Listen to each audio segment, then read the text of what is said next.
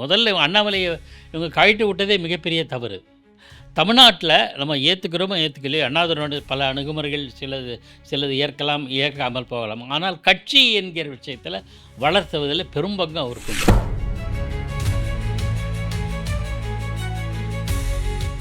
களத்தில் போய் பிரச்சாரம் பண்ணுறதுக்கு ஒரு டைனமிக்கான பர்சன்ஸ் இல்லை. அண்ணாமலை இல்லை, அண்ணாமலை வருவாரா வரமாட்டாரா? அண்ணாமலைக்கு நிச்சயமாக பாஜக நிற்கும் தொகுதியில் எல்லாத்தையும் பிரச்சாரம் பண்ணுவார். அதிமுக நிற்கும் தொகுதியில் பிரச்சாரம் பண்ணுவாரா இல்லையான்ற ஒரு டவுட்ஃபுல்லாக இருக்குது.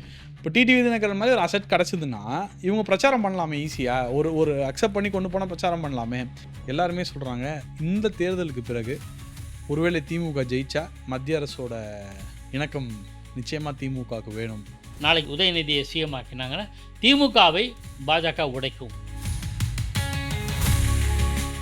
திமுக என்பது ஆலமரம் மாதிரி, மெயின் மரம் கொஞ்சம் ஆடி போச்சுன்னா கூட விடுதுகள் மாதிரி இருக்குது. திமுக அப்படி தயார் பண்ணுவாங்க. அண்ணா திமுக எப்படி கிடையாது? இவ்வளோ கஷ்டப்பட்டு, அதாவது துன்பப்பட்டு, துயரப்பட்டு, கஷ்டப்பட்டு, கவலைப்பட்டுன்றது வடிவேலு காமெடி மாதிரி. இது ரெண்டு பேரும் ஜாலியாக டிவிக்கோட சேர்ந்துடலாங்க சார்.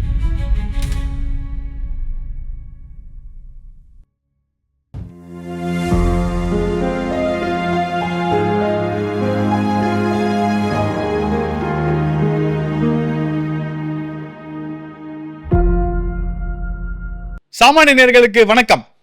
பரபரப்பான அரசியல் சூழ்நிலை என்றே சொல்லலாம். ஓல்டு பென்ஷன் ஸ்கீமை முதலமைச்சர் அனௌன்ஸ் பண்ணியிருக்கார். என்ன போன வருஷமே வரும்னு எதிர்பார்த்தோம். இந்த வருஷம் தேர்தலுக்கு ஒரு 4 மாதத்துக்கு முன்னாடி லாஸ்ட் மினிட்ல ஒரு அனௌன்ஸ்மெண்ட்டு. அதன் பிறகு பொங்கலுக்கு 3000 ரூபாய் பரிசு. இன்னொரு புறம் எடப்பாடி அவர்கள் மும்முரமாக தமிழ்நாடு சுற்றுப்பயணம் மேற்கொண்டிருக்கிறார். ஒரு இடத்துலையும் போகும்போது எனக்கும் திமுகவுக்கு தான் போட்டி அப்படின்னு சொல்கிறார். அந்த அதர் சைடு டிவிகேல பார்த்தீங்கன்னா எங்களுக்கும் டிஎம்கேக்கு தான் போட்டின்றாங்க. டிவிகே நோக்கி முன்னாள் அதிமுக, முன்னாள் ஓபிஎஸ், முன்னாள் தேமுதிக, முன்னாள் பாஜக எல்லா முன்னாலும் டிவிகே நோக்கி சேர்றாங்க. டிவிகேல அடுத்த வாரம் ஒரு செட் ஆஃப் கேண்டிடேச்சர் லிஸ்ட் வரும் அப்படின்ற விஷயத்தையும் சொல்கிறாங்க. தேர்தலுக்கு 3 மாதம். நிலைமை எப்படி இருக்குது? வாங்க மூத்த பத்திரிகையாளர் பாக்கியவர்களும் கேட்டு தெரிஞ்சு கொள்ளலாம். அண்ணா வணக்கம்ண்ணா. இதுக்கு ரொம்ப நாள் கழிச்சு சந்திக்கிறோம்னு நினைக்கிறேன். முதல்ல இந்த ஓல்டு பென்ஷன் ஸ்கீம் அதை பற்றி நம்ம கொஞ்சம் பேசிடுவோம். ஏன்னா நீங்கள் அதில் நிறையா அதுக்காக நீங்கள் நிறைய எழுதியிருக்கீங்க. ஃபர்ஸ்டெல்லாம் எழுதிருந்ததுனால நான் கேட்குறேன். State government employees are really satisfied? நீங்கள் கேட்ட கேள்விக்கு நான் டைரெக்டாக பதில் சொல்லணும்னா டு சம் எக்ஸ்டென்ட்.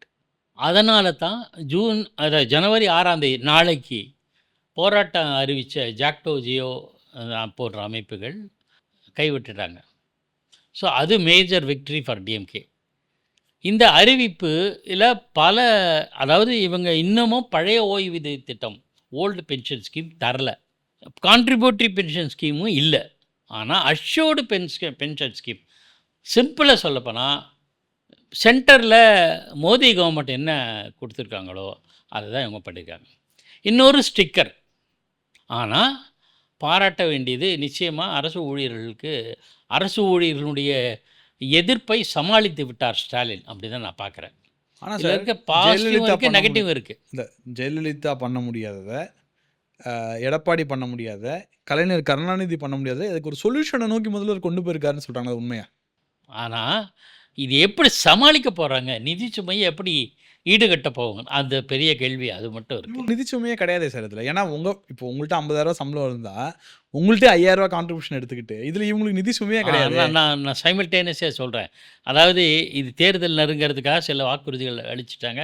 சென்ற முறை வாக்குறுதி கொடுத்தாங்க, அது பெரும்பாலான நிறைவேற்றலை. அது ஒரு பக்கம் இருந்தாலும் இந்த முறையும் இன்னும் வாக்குறுதி அளிக்கிறதுக்கான சூழலே வரல. ஆனால் 2 விஷயத்த இது பண்ணிட்டாங்க. 2 தரப்பு மேஜர் இந்த தேர்தல் பணியில் ஈடுபடுறது அரசு ஊழியர்கள் தான். அவங்கள கையில் போட்டுக்கிட்டார், முடிச்சாச்சு. 2வது லேப்டாப் கொடுக்குற அனௌன்ஸ்மெண்ட்டு, பொங்கல் பரிசு. 3 விஷயத்தையும் பார்க்கணும். இதில் என்ன இது 3மே ஃபினான்ஷியல் பர்டன் வரும். பென்ஷன் ஸ்கீமில் 10% இவங்களோட கான்ட்ரிபியூஷன் இருக்குங்கிறதெல்லாம் ஒரு பக்கம்.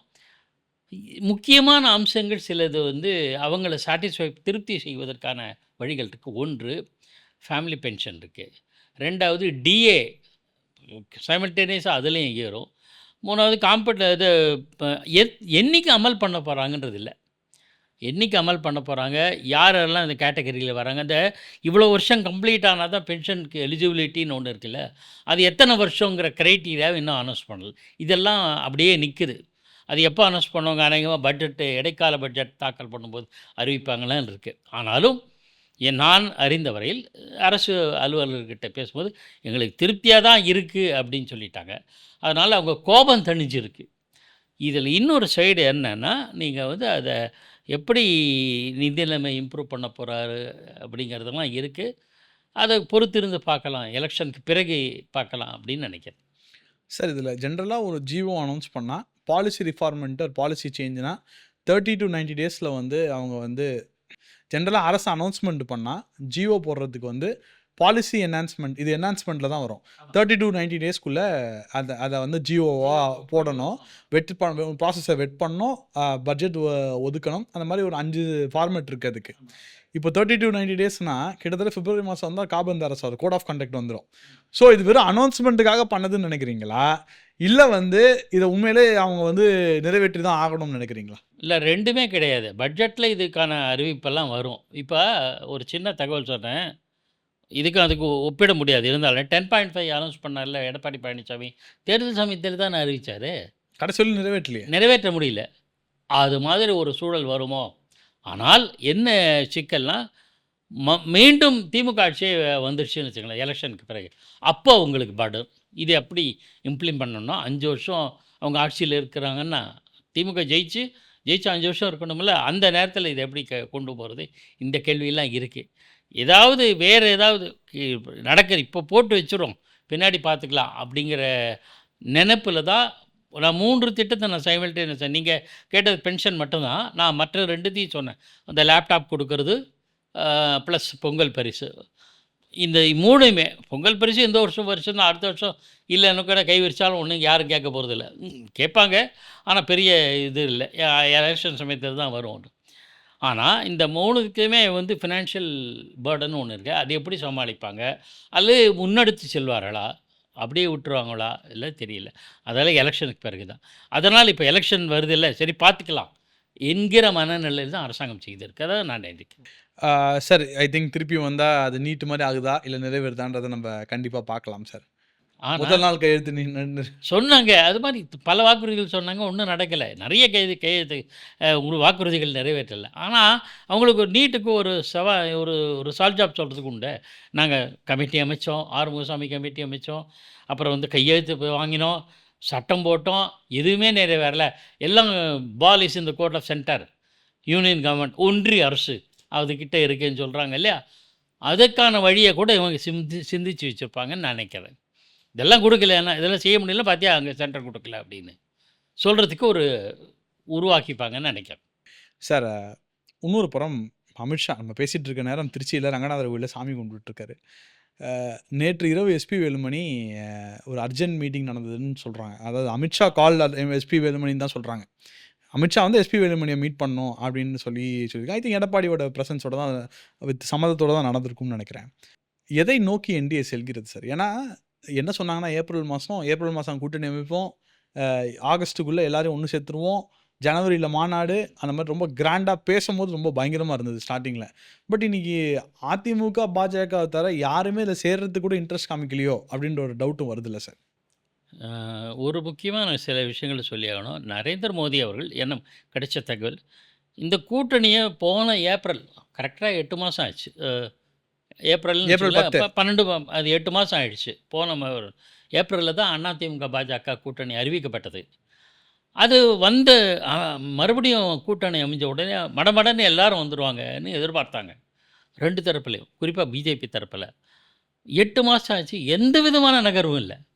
குறைந்தபட்சம் இவங்க கூடவே இருந்த பாமகவே 2ஆக பிரிஞ்சு அதை பேச்சப் பண்ண முயற்சி பண்ணாங்க, இன்னும் நடக்கலை.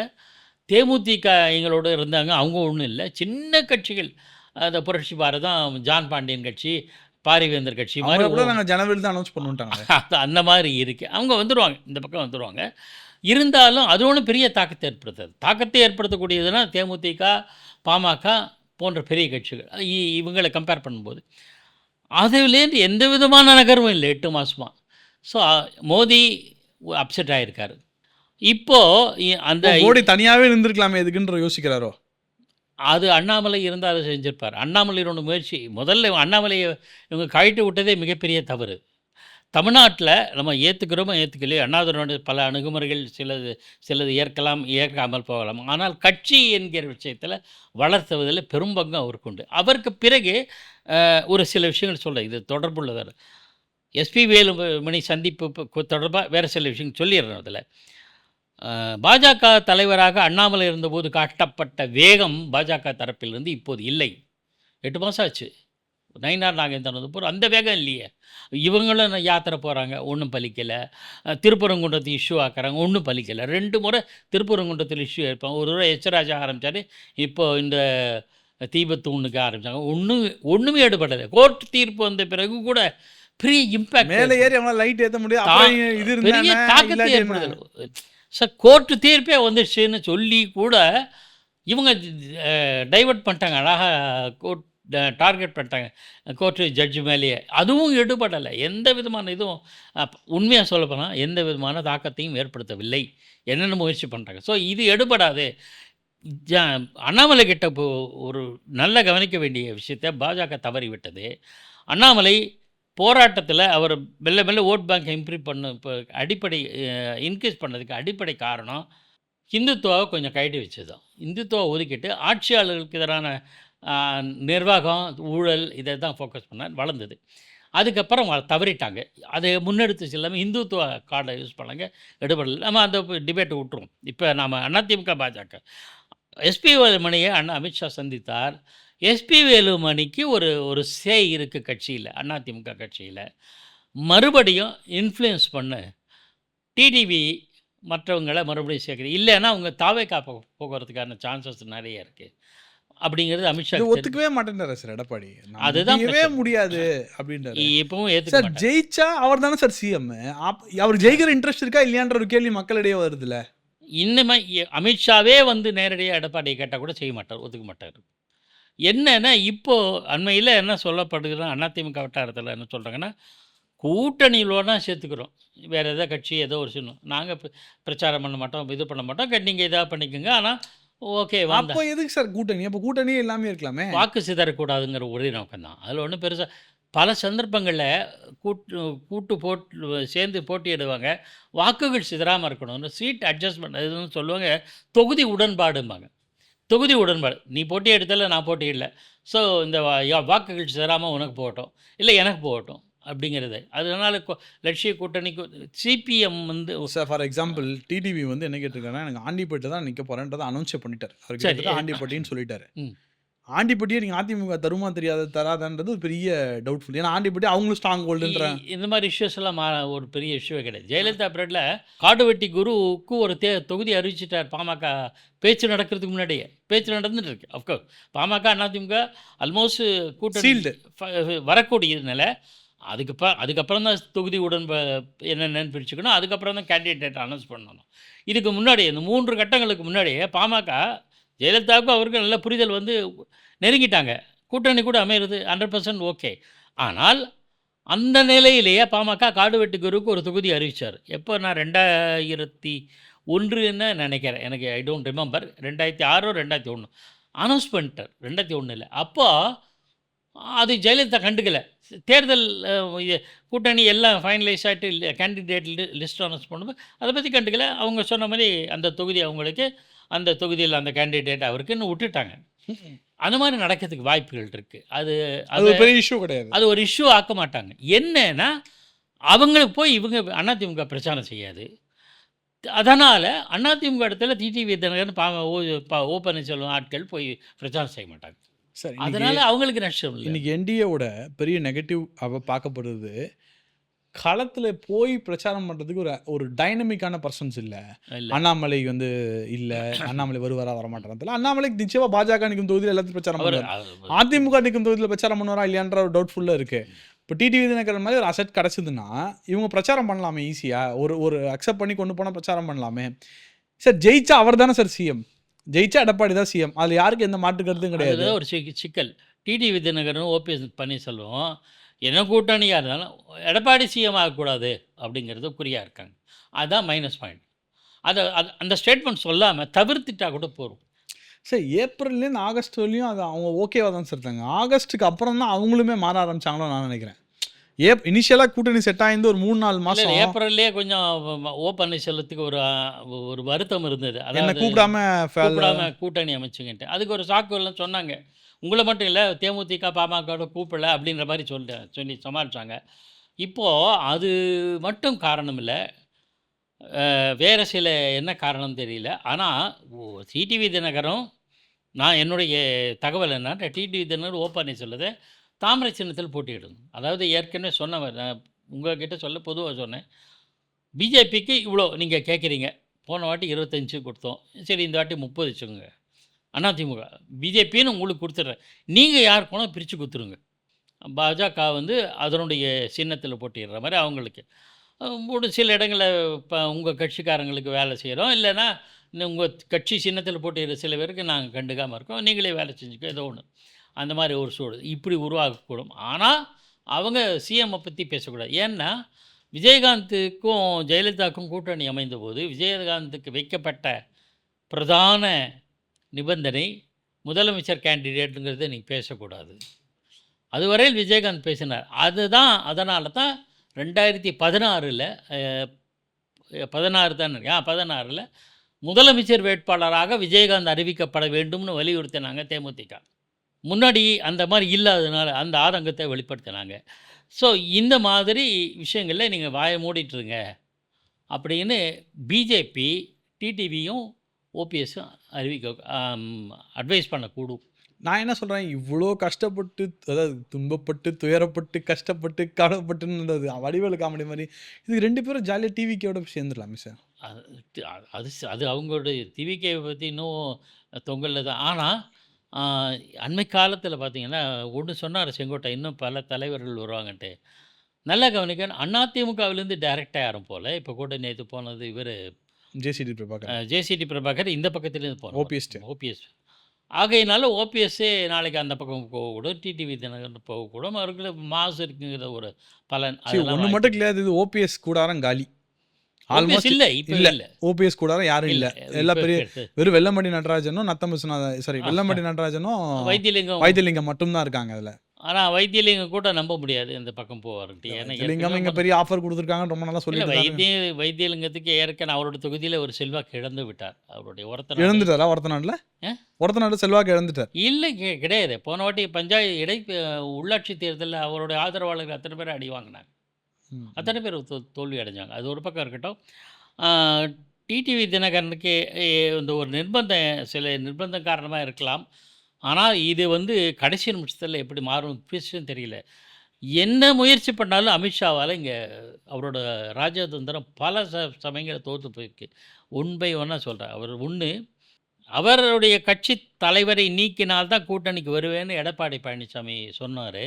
அதுக்கு அடிபணிந்தார், அண்ணாமலை நீக்கினார்.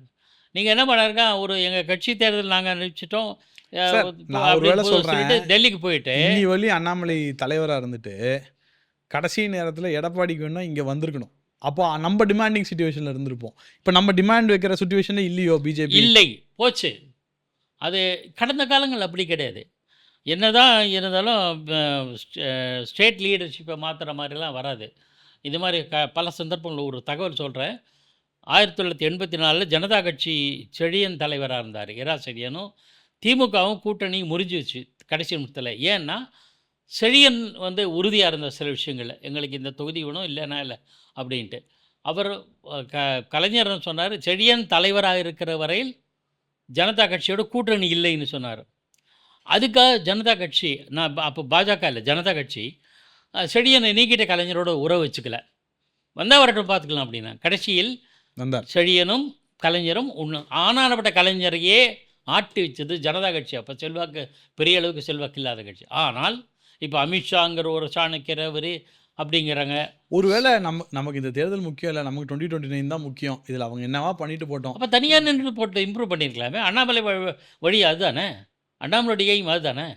இல்லையே இப்போ 29க்கு வந்து அந்த சீட் கன்வர்ஷனுக்கு இவங்களால தனியாக பண்ண முடியலையே. இப்போ போன தேர்தலே சீட் கன்வர்ஷன் இல்ல. பண்ண மோடியை வைத்து சீட் கன்வர்ஷன் பண்ண முடியும். எப்போ சார் பண்ண முடியும்? 24ல பல இடங்கள்ல 2வது இடத்த வந்தது யாரு? பிஜேபி தமிழ்நாட்டுல. பிஜேபி தான். அந்த வாய்ப்பை பயன்படுத்தி வரக்கூடாதா முன்னாடி? பிஜேபியினுடைய ஒரு மிக மிக முக்கியமான ஒரு விஷயத்த சொல்றேன். பிஜேபிக்குன்னு ஒரு தனி அணுகுமுறை உண்டு. எப்பவுமே மத்தவங்க தோள் மேல ஏற மாட்டாங்க. காங்கிரஸ் மாரி.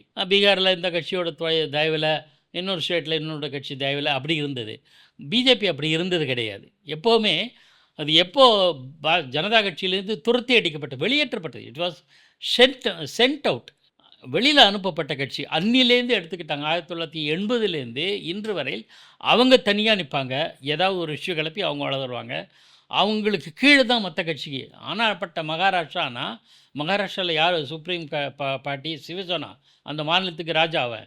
ஆனா அந்த கட்சி தன் கீழ இருக்கணும்னா. நிதிஷ்குமார் கட்சி தான் பீகார்ல வந்து அந்த ஸ்டேட்ல அவன் தான் பார்ட்டி. ஆனா அந்த கட்சி தனக்கு ஈக்குவலாவே வந்துட்டான் இப்போ. ஸோ தமிழ்நாட்டுல கூட அப்படித்தான் இருக்கும். ஆனா தமிழ்நாட்டுல சித்தாந்த ரீதியா ஏத்துக்கல. இதை மாற்றி தான் அண்ணாமலை கொண்டு வந்தார்.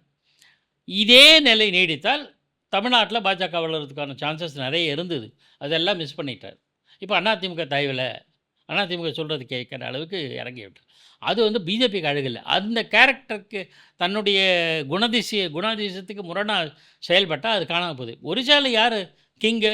நவீன் பட்நாயக். அவனோட கட்சி தான். ஆனா அந்த ஸ்டேட்ல வந்துட்டார்ல. நாளைக்கு வெஸ்ட் பெங்கால்ல காங்கிரஸ், திரிணாமுல், மார்க்சிஸ்ட் 3 கட்சிக்கும் எதிரி பொதுவான எதிரி பிஜேபி. அதனால அந்த கட்சிகளோட கூட்டு சேர்ற வாய்ப்பே கிடையாது. ஆனா அங்க தனியா நின்னு நாளைக்கு ஒரு கணிசமான இடங்கள வருவாங்க. கேரளால நல்லா இம்ப்ரூவ்மெண்ட் இருக்கு சார். கேரளால லெஃப்ட் பார்ட்டியும் சரி, காங்கிரஸ் அலையன்ஸும் சரி. ஆக அந்த மாரி சூழல் இருக்கவன் நீ என்ன பண்ணியிருக்கணும்? திமுக, அதிமுக அப்படியே வந்திருக்கணும். அத மிஸ் பண்ணிட்டாங்க. ஸோ அமித்ஷா அவனுடைய பொலிட்டிக்கல் கால்குலேஷன்ஸ் அத்தனையுமே தவறா போச்சு. இந்த தேர்தல்லையும் அது தவறா இருக்கு. என்னை பொறுத்தவரையில் போன வாட்டி எப்படி இருந்ததோ அதே மாரி தான் வரும் அப்படின்னு தான் நான் நினைக்கிறேன். அதிமுக ஒரு கணிசமான இடங்கள் வரும். நிச்சயமாக திமுக வெற்றி பெறுவதற்கான சான்சஸ் நெறைய இருக்கு. மாற்று கருத்தே கிடையாது. 2வது இடத்துல திமுக, அதிமுக ஒரு கணிசமான இடங்கள். ஒருவேளை சென்ற முறை 70 இடங்களா, 75 இடத்துக்கு ஒரு 5, 6 இடங்கள் கூட வரலாம். Because of Edappadi Palaniswami. BJP பெருசா இம்ப்ரூவ்மெண்ட்லாம் ஒண்ணும் இருக்கிறதுக்கு வாய்ப்பில்ல. அப்படிதான் நினைக்கிறேன். ஆனா தாவேகா யார் கட்சி வாக்குகள சிதற இத பாதிக்க ஸ்பாயில் ஸ்போர்ட் போகுதுன்னு பண்ண தெரியும். போறாங்கன்னு தெரியல. சார் பல அரசியல் வல்லுனர்கள் ஒரு அதாவது பேப்பர்ல எழுதும் ஜேர்னலிஸ்ட், நான் பேசுறவங்க சொல்ல, பேப்பர்ல எழுதுறவங்க, ரெகுலரா எழுதுறவங்க எல்லாருமே சொல்றாங்க, இந்த தேர்தலுக்கு பிறகு ஒருவேளை திமுக ஜெயிச்சா மத்திய அரசோட இணக்கம் நிச்சயமா திமுகவுக்கு வேணும். அரசியல் பாதை மாறும் அப்படின்னு ஒரு வார்த்தையை சொல்றாங்க. அந்த மாறும்ன்ற வார்த்தை எதை நோக்கி போகுது சார்? கட்டாயம் மாறுவதற்கான சான்சஸ் நெறைய இருக்கு. 98ல திமுக கடுமையாக சாடியது பாஜகவை. 99ல அற்புதமான உறவை வைத்துக்கொண்டு 5 ஆண்டுகள் தமிழ்நாட்டுக்கு எல்லா காரியமும் பண்ணுச்சு. இந்த யதார்த்தத்தை தமிழக முதலமைச்சர் முத்துவேல் கருணாநிதி ஸ்டாலின் தெளிவாக புரிந்து கொண்டிருக்கிறார். இந்த முறை தேர்தல்ல, சட்டப்பேரவை தேர்தல்ல திமுக வெற்றி பெறுவது உறுதி. வாய்ப்புகள் நெறைய இருக்கு. வெற்றி பெற்ற பிறகு திமுக மத்திய அரசுல, தமிழக அரசு, பாஜக மத்திய அரசோட உறவு அப்படிங்கிற பார்வை சொல்ல, திமுக பாஜகவோட நல்லுறவை பேணும்னு நான் பார்க்கிறேன். அரசாங்கம் இல்ல, கட்சிகளே சொல்றீங்க. கட்சிகளுக்கு உண்டான நெருக்கமும் ஒரு சுமூகமான உடன்பாடு. கூட்டணி சேரும்னு நான் சொல்லல. அது திமுக, பாஜக கூட்டணி அப்படி நான் சொல்லல. மோதல் இருக்காது. ஒரு சுமூகமான போக்கு இருக்கும். அதன் மூலம் தமிழகத்துக்கு தேவையான பலன்களை திமுக அரசு பெறும். வித்தவுட் காம்ப்ரமைசிங் தேர் பேசிக் ஐடியாலஜி. அடிப்படை கொள்கைகளை சமரசம் செய்து கொள்ளாமல் தமிழகத்துக்கு வேண்டிய பல காரியங்களை திமுக அரசு மத்திய அரசோடு பெற்று செயல்படும். காரணம் என்னென்னா அவகாசம் இருக்குது. நான் 5 வருஷம் இங்கே இருக்க போகிறாங்க, 3 வருஷம் சென்ட்ரலில் இருக்க போகுது. முடிஞ்ச வரையில் என்னென்ன வாங்கிக்கணுமோ பண்ணிக்கணுமா. இது முரசொலி மாறனுடைய உத்தி சரியான அணுகுமுறை. இது கலைஞர் கருணாநிதி காலத்தில் கடைபிடிக்கப்பட்ட உத்தி சரியான அணுகுமுறை. அதைத்தான் இப்போது செய்யப்போகிறார். 2026 சட்டப்பேரவை தேர்தலுக்கு பிறகு இதெல்லாம் நடக்க போகுது. இப்போ காங்கிரஸ் திமுக அந்த கூட்டணி உடையுன்றாங்களே, காங்கிரஸ் தாவேகா பக்கம் போகுன்றாங்க. நீ இதை எப்படி பார்க்குறீங்க? எதுவும் தேர்தலுக்கு பிறகு தான். நான் சொன்ன இந்த ஈக்குவேஷன்ஸு தமிழகம் இப்போ ஒரு சின்ன விஷயம் சொன்னேன். இது இது இது சென்ற கேள்வியினோட தொடர்ச்சியா சொல்லிட்டு தான் நீங்க இந்த கேள்விக்கு நான் அதுக்கு அப்பதான் உடனடியா பதில் சொல்ல முடியும். அதாவது இப்போ இவங்க தமிழக அரசு, திமுக அரசு பல திட்டங்களை நிறைவேற்ற முடியாத, பல வாக்குறுதிகளை நிறைவேற்ற முடியலன்னு காரணம் சொல்லும்போது, எங்களுக்கு மத்திய அரசுலேருந்து பங்கு வரல, பணம் வரல, நிதி தரல அப்படின்னாங்க. ஏன் நிதி தரலங்கிறது அரசியல் ஒரு காரணம். அரசியல் ஒரு காரணம் இல்ல. அரசியல் மட்டும் தான் காரணம். அப்படிங்கிறபோது, சரி அந்த அந்த அணுகுமுறை மாத்திப்போம். நமக்கு நிதி தேவை. ஸ்டேட்டினுடைய பொருளாதாரத்தை இம்ப்ரூவ் பண்ணணும். அதுக்கு சென்ட்ரல் கவர்மெண்ட்டோட உதவி தேவை இருக்கு. ஸோ நம்ம அனுசரித்து போவோம், சுமூகமா போவோம். இதன் மூலம் 2 நன்மை. ஒண்ணு நம்ம அமைச்சர்கள் மேல இருக்கிற கேஸஸ் இருக்குல்ல, ஏற்கனவே கேஸஸ் ஒண்ணும் பெருசா அதில நடக்கல. ஒரு மூவும் கிடையாது. எந்த நகர்வுகள் இருக்கு? இல்லவே இல்லையே. செந்தில் பாலாஜி ஜெயில்ல போட்டாங்களா? ஒண்ணும் நடக்கல. அதே மாரி இந்த கேஸ மெல்ல மெல்ல நீர்த்து போக செய்யணும். 1. அரசாங்கத்துக்கு மத்திய அரசிலிருந்து கிடைக்க வேண்டிய சலுகைகள், நிதி, உதவி மற்றவையெல்லாம் கிடைச்சிடணும். 2. திட்டங்கள் வந்து விரைவா செயல்படுத்தணும். இப்போ எய்ம்ஸ் இன்னும் மெதுவா தான் நடக்குது. அதெல்லாம் நடக்கணும். இது மாதிரியான பல ஒரு ஒரு புத்திசாலித்தன அணுகுமுறையை கடைப்பிடிக்கும். அதுக்கு வந்து சித்தாந்தம் தானே. அந்த விஷயத்தில பிஜேபியும் இறங்கி வரும்னு நான் ஃபீல் பண்ணுறேன். ஏன்னா அதிமுகவோட பயணித்து ஒரு பலன் கிடைக்கவில்லை. உடனடியாக பாஜக தமிழ்நாட்டில் கால் ஊன்றுவதற்கான சாத்தியக்கூறுகள் இல்லை என்ற யதார்த்தத்தை கட்சி மேலிடம் புரிந்து கொண்டு என்ன பண்ணுவாங்க, சரி இப்போ செல்வாக்குள்ள கட்சி திமுக. அதனால் அதோட அனுசரித்தா மெல்ல மெல்ல வரத்துக்கு. இப்போ தமிழ்நாட்டில் பாஜக 4 சீட்டுகளோட கால் ஊன்றியது எப்போ? அதிமுக கூட்டணியோட இல்லை, இல்ல 2001. 2001 டிஎம்கே யார் மூலம்? திமுக மூலம். திமுக தமிழ்நாட்டில் பாஜக எம்பிக்கள் கணிசமான இடங்களை பெற்றது எப்போது? 1999. எப்போது? திமுகவோட உடன்பாடு வைத்தது. அதை இந்த இந்த ஹிஸ்ட்ரி வில் ரிப்பீட் இல்ல, அதை புரிஞ்சுப்பாங்க. சரி திமுகவை அனுசரித்து போகலாம். ஏதாவது நமக்கு ஆதாயம் கிடைக்கிறதுக்கு இதெல்லாம் அதாவது கால் ஊன்றதுக்கு நமக்கு வழி கிடைக்கும். பெட்டர் நம்பகமானவர்கள் திமுகவா அதிமுகவான திமுக நம்பகத்தன்மை உள்ளது என்கிற யதார்த்தத்தை புரிஞ்சுப்பாங்க. கலைஞர் கருணாநிதி இதே பகுத்தறிவாளராக தான் இருந்தார். ஆனால் இந்துத்துவா கட்சியான பாஜகவோட நல்லுறவு மெயின்டைன் பண்ண முடிஞ்சுதே. 5 ஆண்டுகள் முடிஞ்சது. அவங்களுக்கு காமன் பிளாட்ஃபார்ம் கிடைச்சதும். நானும் வாஜ்பாயும் ஒரே காலத்தில் எமர்ஜென்சியில் கஷ்டப்பட்டோம் அப்படின்லாம் சொல்கிறதுக்கு ஒரு வாய்ப்பு கிடைச்சதில்ல. அதே மாதிரி இவர்களுக்கும் வாய்ப்பு ஒரு சொல்வதற்கான ஒரு சில வழிமுறைகள் கிடைச்சிடும். அதை பயன்படுத்தி கொண்டு இவங்களும் பொருளாதார ரீதியில் இம்ப்ரூவ் பண்ணிப்பாங்க தங்களை. அமைச்சர்கள் மற்றவர்கள் மீதான வழக்குகளில் இருந்து விடுவிப்பார்கள். மெல்ல மெல்ல தளர்ந்து போவாங்க. 2. 3வது இவங்களும் வேறொன்று எந்தவித புகார் வந்தாலும் சமாளிக்கிறதுக்கு சான்சஸ் இருக்குது. அடுத்து இது கொஞ்சம் அரசியல் சொல்லணும். இளவரசருக்கு பட்டம் வழங்கும்போது எதிர்ப்பும் வராமல் பார்த்துப்பாங்க. இல்லைன்னா என்ன ஆகும்னா, என்னுடைய பார்வை நாளைக்கு உதயநிதியை சிஎம் ஆக்கினாங்கன்னா திமுகவை பாஜக உடைக்கும். அதை தவிர்ப்பதற்கும் இந்த அணுகுமுறை சரியாக இருக்கும்னு அவங்க நினைப்பாங்க. சார், நிகழ்ச்சியோட ஃபைனல் கொஸ்டின், என்டிஏ இந்த தேர்தலில் ஜெயிக்கணும்னா என்ன பண்ணணும்? நீங்கள் என்டிஏன்னு கேட்குறீங்களா பாஜகன்னு கேட்குறீங்களா? 2 பார்வை. என்டிஏ அதாவது எடப்பாடி முதலமைச்சர் ஆகிறதுக்கு. ஏன்னா இப்போ நீங்கள் சொல்கிறத பார்த்தா அது அட்வான்டேஜ் டிஎம்கேவாக இருக்குன்னு நீங்கள் சொல்கிறீங்க. ஆமாம். இப்போ எடப்பாடி முதல்வர் ஆகிறதுக்கு ஏதாவது செயல்பாடுகள் பண்ணால் ஆகிறதுக்கு வாய்ப்பு இருக்கா? இப்போ எடப்பாடி நேற்றை விட இன்று பரவாயில்ல. ஃபெயிலியர் ஆகிற கேண்டிடேட் 40 மார்க் வாங்கி பாஸ் ஆகிற மாதிரி. நமக்கு வேண்டிய 40 இல்லை. இன்ஜினியரிங், மெடிக்கல் போன்ற நல்ல படிப்பு படிக்கணும்னு 90% வேண்டியிருக்கு. அதுக்கு உழைக்க வேண்டும் எடப்பாடி. அதிமுகவினோட உழைப்பு இன்னும் கூடுதல் தேவை. இன்னமும் பலர்கள் வந்து அங்கே ஒரு மனமொத்து இல்லை. 1. 2வது எடப்பாடிக்கே தகவல் கிடைச்சதா சொல்கிறாங்க. தென் மாவட்டங்களில் பாஜக அதிமுக ஜெல் ஆகலை என்ற ஒரு தகவல் எடப்பாடிக்கு கிடைத்ததாகவும் அந்த வருத்தத்தில் இருப்பதாகவும் தெரிகிறது. அந்த வருத்தத்தை விட அதை சரி கட்டுவதற்கு என்னென்ன வழின்றத எடப்பாடி பார்க்கணும். இதெல்லாம் கொஞ்சம் வேகம் காமிச்சாங்கன்னா அவங்களுக்கு ஒரு பலன் கிடைக்கும். ஃபைட் பண்ணலாம் தேர்தலில். ஆனால் அவருக்கு எந்த அளவுக்கு ஸ்ட்ராங்காக இருக்காங்க தெரியல. அவர் மட்டும் வேலை செய்கிறார். நிச்சயமாக ஊராக போகிறாரு. கிட்டத்தட்ட ஜூலை மாதத்துலேருந்து 8 மாதம் வந்து கடுமையாக வேலை செஞ்சு 22 முடிக்கிறாருன்னு நினைக்கிறேன். எல்லாம் பண்ணுறாரு. ஆனால் அவர் மட்டும் போகிறது இல்லை. ஜெயலலிதா, எம்ஜிஆர் காலத்தில் அவர் ஒரு ஆள் போகிறோம். ஏன்னா அப்படி வசீகரமான தலைவர். எடப்பாடிக்கு அது இல்லை. நீங்கள் கலைஞர் கருணாநிதி, மு.க. ஸ்டாலின் போன்றவர்கள் அவர் மட்டும் வேலை செய்ய மாட்டாங்க. எல்லாரையுமே வேலை செய்வாங்க. இது திமுகவுக்கு உண்டு பலம். அது திமுக என்பது ஆலமரம் மாதிரி. மெயின் மரம் கொஞ்சம் ஆடி போச்சுன்னா கூட விடுதுகள் மாதிரி இருக்குது. திமுக அப்படி தயார் பண்ணுவாங்க. அதிமுக அப்படி கிடையாது. ரயில் இன்ஜின் மாதிரி. Rail engine தாழமரம். Engine break down ஆச்சா கம்பார்ட்மெண்ட் நகராது. என்னதான் ஏசி பிரமாதம் கம்ஃபர்டபுளாக இருந்தால் கூட இன்ஜின் ஓடினா தானே ரயில் ஓடும். அது மாதிரி தான் அதிமுக. அந்த நிலை மாறினா இந்த கட்சி வலுப்பெறுவதற்கு வாய்ப்பு இருக்குது. அதை பண்ணிட்டு இன்னும் எடப்பாடி இன்னும் தீவிரமாக உழைத்தால் அதுக்குரிய பலன் கிடைக்கும்னு நான் நினைக்கிறது. சார் ரொம்ப அழகாக எல்லாத்த பற்றியும் பேசியிருக்கோம். ஐ திங்க் எல்லா கட்சியை பற்றியும் எல்லா நிலைமையும் பென்ஷன் ஸ்கீம்லேருந்து பொங்கல் பரிசுலேருந்து எடப்பாடியோட நிலைமை என்ன, அனைத்து பத்திரிகையாளரும் கூறிக்கொண்டிருக்கும் விஷயம், திமுக பாஜக உறவு திருப்பியும் வந்து மேம்படும் அப்படின்னு சொன்ன விஷயம் எல்லாத்த பற்றியும் நம்ம இன்றைக்கி பேசியிருக்கோம். உங்கள் நேரத்துக்கு ரொம்ப நன்றி சார். Thank you very much. சாமானியன் அலைவரிசைக்கு நெஞ்சார்ந்த நன்றி. Thank you sir.